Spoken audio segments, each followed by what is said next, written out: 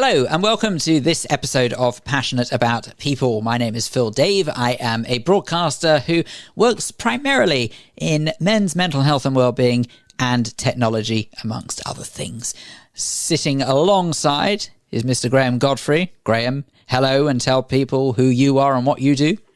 Hello, I'm Graeme. I'm a business and life coach, and I specialise in looking after business owners, CEOs. I specialise in the music, film, sports and entertainment industry.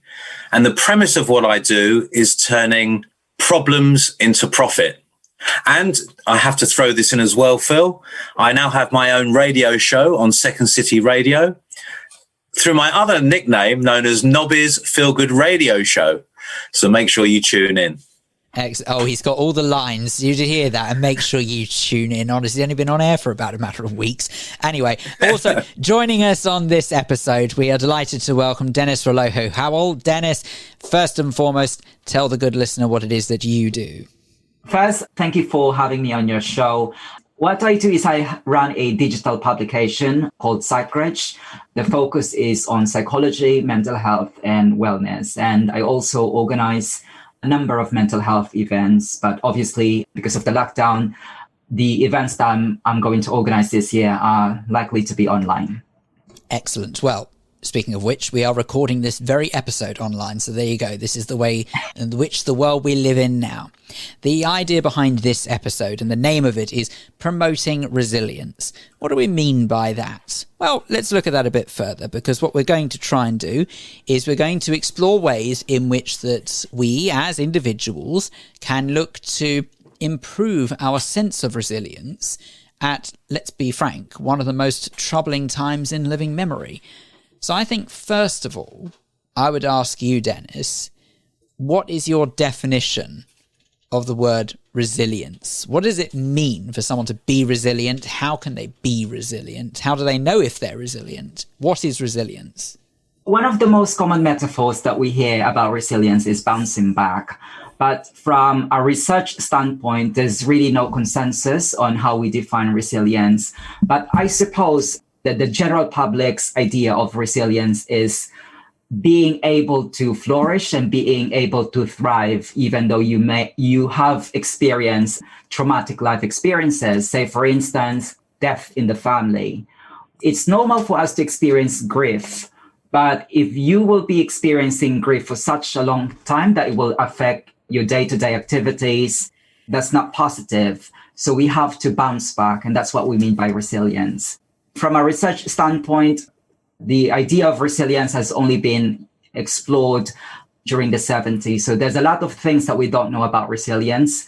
And so I'll be especially glad to share what I've learned about resilience while doing a bit of research on resilience. Yeah. But in a nutshell, to answer your question, resilience is all about bouncing back, recovery. Now, you know, Graeme, it was just crossing my mind that as Dennis was talking there, that resilience, I suppose, could be based on so many cliches, but the one that springs to mind straight away, well, and it sounds horrible, but it's kind of true. What doesn't kill you makes you stronger. It's such a cliche. But don't you think that there is really something in it that, you know, all the way through our lives, we go through lessons that ultimately help us to be more able to tackle at whatever comes next? I agree. And I think it's a difficult time at the moment, and I don't want to bring the tone down, because this is a chance for people to listen into this and maybe get a sense of positivity from it and maybe learn some things. But for me, resilience is, number one, about breathing. So if there's a challenge, I normally take a deep breath and think, okay, Graeme, what are you going to do now? And it's coming back from a feeling of adversity. So it's maybe the strength to recover. And then I also look at resilience in a perspective of consistency to perform. So even when you've bounced back and you're then aiming for something, or you're aiming to get somewhere, it's the resilience to keep going, to get to where you're trying to get to. And it's such a tough journey, but I think we also need people around us to help us on that journey. And I think a lot of us, perhaps people, the listeners at the moment, are finding their journey. Some are thriving through this pandemic, and others are finding it extremely difficult. You see, that actually in itself is exactly what I'm talking about, how resilience can be based on so many cliches. Journey in itself, what a cliche is journey in this day and age, seriously. But based on what you say there, I believe people are discovering what is their new normal. So in other words, sort of whatever they sort of were quite at ease with beforehand, silly things, like for example with me, when I used to go to work, like so many people, when I used to go to work, I would go by cab in the morning and I'd take public transport on the way back. That was just it. That was what I did. I didn't think anything of it. And now, based on trying to avoid contact with as many people as possible, don't get me wrong, people have been suggesting I do that for years, but let's not dwell on that one. But based on trying to avoid contact with as many people as possible, I now drive into work and drive back again. So I've instantly lost that. And it sounds silly, but even something as simple as that has sort of messed with the rhythm of my day. I know it sounds really daft, but it's something like that is a real trivial level of getting used to something and maybe in some way sort of affecting resilience, because now I'm not so confident about going on public transport. And doesn't it just go to show that there's really simple things in life that can actually alter our ability to cope with the world? I understand what you're saying, Phil. So that's exactly the idea behind resilience. If there's a disruption to what you used to do, that's obviously an adverse life event. So it really challenges how you cope, your ability to survive. And that's the idea of resilience. Now, when we talk about resilience, we also have to understand that there's a lot of factors that contribute to how we recover. We have to acknowledge that our support network, they could have an impact to our ability to recover. Our personality, like what you said earlier, whether you're by nature, you're really gritty, whether you have that ability to be fortitude when you experience something unusual. Yeah, so it could be just like coming to work and meeting your support network that could impact how you recover. I'd like to throw in a bit of passion here. I'm all about passion. I love passion. Lucky Mrs. Depending on what it is that you're trying to get through, I think a lot of it has got to do with whether you enjoy what you're doing or not. So from a business and work point of view, if you love what you do and you're passionate about it, then the resilience is slightly less because a lot of the rules go out the window. It might be that you're a performer and at the moment you're on stage, you're in the theatre and you can't perform. You know, you've got all this talent and yet you can't go on the stage because of what's happening at the moment. And that's having resilience just to survive. What other ideas can you use to be creative to endure that resilience? If you're in sport, I mean, there's a lot of footballers, they now have to play football, but there's no crowds. And a lot of these things have an effect on us. So I think it depends upon what environment you're in and the type of person that you are and what you need to get through this scenario. And I think there is a light at the end of the tunnel with all of these vaccines that are coming. I think we've got to look at what could happen when this pandemic passes and where will we be in that situation and aim for something. Well, Dennis, I know that you've been using sort of quite creative methods to get your message out there in the work that you do, because you are, well, amongst everything else you do, is that you are a blogger. So, I mean, I'm wondering whether or not there's anything in sort of using some of the resources we do have at our fingertips to be able to sort of find a new way of building said resilience. Exactly. What Graeme said about the value of creativity and how it impacts your ability to be resilient. That is exactly what I'm trying to explore in my research. Because right now I'm doing a research whether creative outlets such as blogging can be used to promote resilience. And my target demographic are adolescents. So because a lot of them spend their time online, they spend. And the interesting thing about adolescents is that when it comes to mental health, they're a bit reluctant to talk to mental health professionals, and they would rather, watch something on YouTube, or they would rather read mental health blogs. I was thinking whether we could use this platform to promote resilience among adolescents. So that's what I'm trying to look at. And there's actually an empirical support on what I'm trying to do. Because way back during the 80s, there's a psychologist by the name of James Pennebaker. And what he did is he introduced the idea of expressive writing. So basically, he asked a group of people to write something about their traumatic event. And what they found out is that after a few weeks, these people were able to make sense of what they've experienced. But obviously, fast forward in the internet age, it's not really a lot of us still keep a physical journal, but we would rather, publicize our thoughts online in the form of blogs, in the form of YouTube, in the form of podcasts.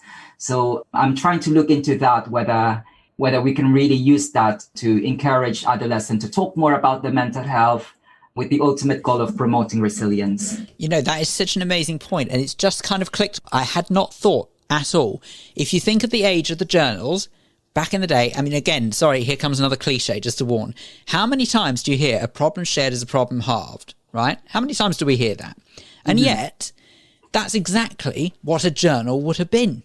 If someone was writing down their thoughts and how they're feeling, it's getting it out there into the open somehow. It might not be public, but it's getting it out of the system.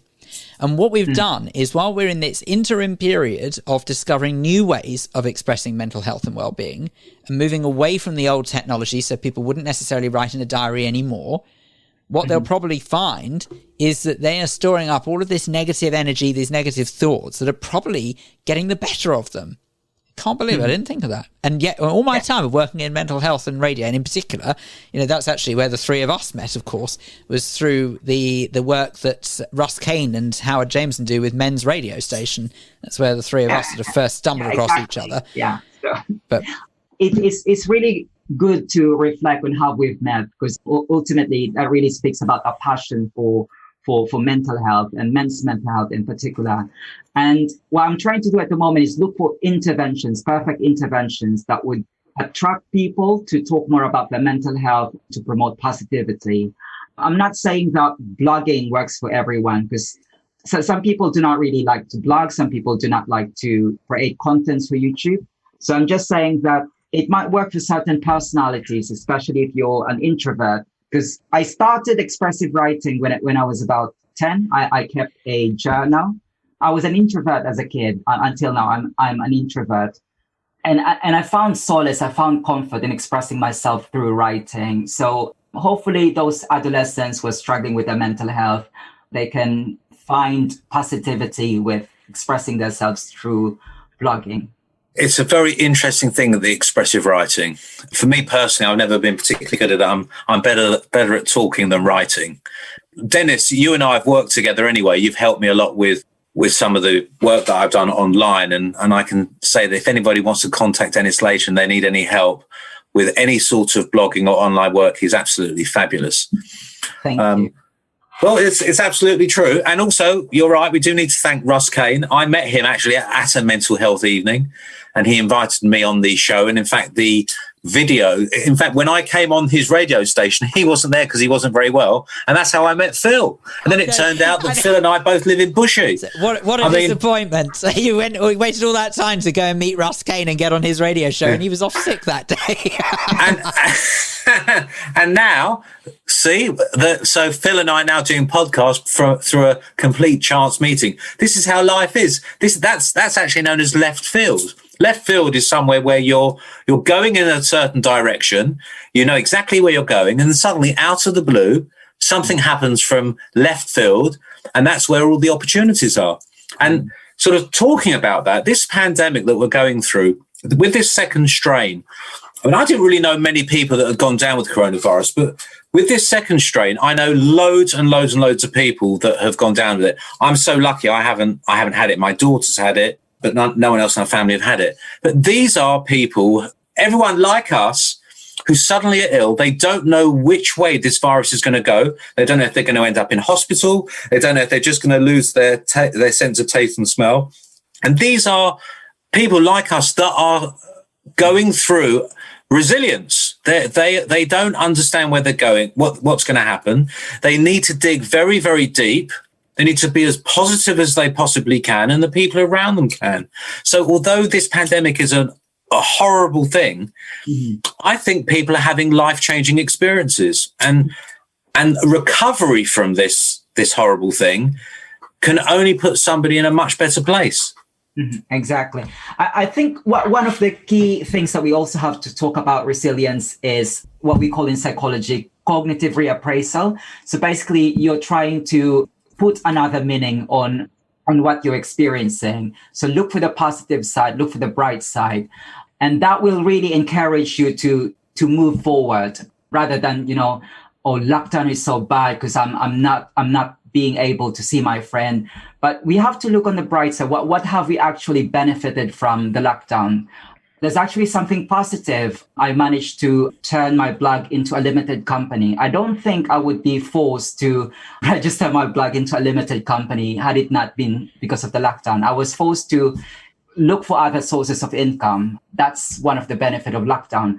Another is I get to spend more time with my partner, with my husband, because before I keep on, going out looking for other business opportunities. I was volunteering at men's radio station every weekend, but now I get to have more time, watch lots of Netflix. I just recently finished The Queen's Gambit, which is very lovely. So I think that's one thing about, being resilient. Try to look for the positive side, practice cognitive reappraisal. But the problem is, Graeme, don't you think that half of that is you've got to have the ability to do that? Because if one is not you per se, but if one is naturally a glass half empty kind of person, here's another cliche, then is it not the case that it's not as easy as saying you've just got to rethink the way you look at something, because you might not be able to do that? I've got a fantastic scenario for that. So we are given a parameter. That's a perfect example, actually. We're given a parameter. Are you a glass half full? Are you a glass half empty person? That's the parameter that you've been given. And most people might say, I'm a glass half full. I'm quite positive. So I would reframe that in a completely different way. I would say, do you know what? Get a smaller glass and let it overflow. That's who I am. So apart from being given a parameter, we need to step outside of our parameters and think of the bigger picture. And as you said, Dennis, it's a really, really good point. It's been resonating with me since you said it. We need to focus on the outcome. What are the positives that we can take from it? If we focus on the good, if we can look for the good in every situation, then we can start thinking about the bigger picture. We have to, I think we need to choose to be more like ourselves inside and allow that to flow out of us. And then we start to see the potential that we have. I'd actually like to pick up on what you said earlier, Phil, about what you said. Why is it that some people seem to be able to recover with relative ease when they encounter, traumatic life events? There's actually a biological basis for resilience, and those psychologists who are leaning towards the biological side of human behavior, they found out that there are some neurochemicals which are responsible for resilience. I don't want it to sound boring, but according to some research, if you've got high levels of cortisol, that will allow you to be more resilient. So that's the biological aspect of it. Now, from a personal aspect, from a cultural aspect, you tend to be more resilient. There are two F's for you to be resilient. The first is frequency, and the second is fatalism. So in regions like, I'll share a bit something about myself because I'm from Philippines. And Philippines, we always experience earthquake, volcanic eruptions, typhoons. We have that every year. And it's a cliche to call Filipinos being resilient. And that's because we always experience it. I've experienced a lot of earthquakes in my life. So when there's an earthquake, I don't really get easily fussed about it because I've experienced it all my life. And that's the same thing for, let's say, children who've experienced losing their parents at an early age. You would expect them to be more resilient, let's say, for instance, when they've experienced lockdown, because they said, how is experiencing lockdown compared to losing a parent? And second is that there's also an element of fatalism. According to research, those people who have religious beliefs, they tend to be more resilient because they say that okay, we might be experiencing something, something bad, but in the afterlife, we might be rewarded. So people like that, they tend to be more resilient. So those are the things that really strike a difference between less optimistic people and more optimistic people when it comes to being resilient. It's so true. And actually, I was going to say that I can relate to a couple of things that you mentioned there. Thank goodness I'm not referring to the loss of a parent. Thank God I've still got both mine. But religion in particular is one bit that I pick up on because it comes as a shock to a lot of people. But I do have quite a faith. I am Jewish by birth. I do follow Judaism as to the best of my ability. And more often than not, each week I will attend synagogue. Now, this shocks a lot of people when they hear this because it's just so not the norm in this day and age that people would go to a place of worship on a regular basis, certainly not in my generation. But the reason why I do it is because I genuinely find it helps give my life some sort of structure, not necessarily meaning, because I feel like everyone has meaning regardless of religion, but it's much more structured and it gives me a lot more solace and helps me to cope with whatever life throws my way. And that's one of the main things. But then, of course, any other events as well. I've often spoken about when I was at school and being picked on or what have you has helped me to build resilience to the extent that whenever someone now starts with me, whereas in years gone by, I would have been the person in the corner, huddled up in a ball, just thinking, leave me alone. Now it's more a case of bring it on, you know what. I really think that there are lessons to be learned from some of the things that life does actually throw at us. I think when you both mentioned that point about belief, I got sort of goosebumps at that moment because I'm sort of more, I'd say I'm more spiritual than religious, but I think it's a really good point you touched on because I think in order to be resilient in whatever situation you're in, you need to have belief, trust and faith. Now that could either be belief, trust and faith in a religion or in someone else. But I think for a lot of the clients that I speak to and a lot of the people that I deal with, and even for myself, I think if you've got belief, trust and faith in yourself and you have some direction in what you're trying to achieve, whatever that may be, I think that is a very strong foundation for resilience. What do you think about that, Dennis? Yes, I just want to add about the contributing factor of religion. It's not just because you've got religion, you'll be able to be more resilient compared to other people who don't have religion. Just full disclaimer, I'm an atheist, although I grew up to a very religious family. My father was a church deacon, so I have to go to church every week growing up. But right now I'm an atheist. Going back to religion, we have to make a distinction between, disguising with what Graeme said, we have to make a distinction between positive religious belief and negative religious belief and how it affects resilience. What we mean by positive religious belief is that you see God, or whatever you call the divine being. You have to see God as someone who is reasonable when they're giving you life challenges. And that will allow you to be more resilient. Whereas if you see God as someone who punishes you for your wrongdoing, that's how you attribute, let's say, for instance, the pandemic. You would say, we are experiencing pandemic because of immorality or because of debauchery that we have in society. That will not allow you to be resilient because, it goes back to the idea of meaning making.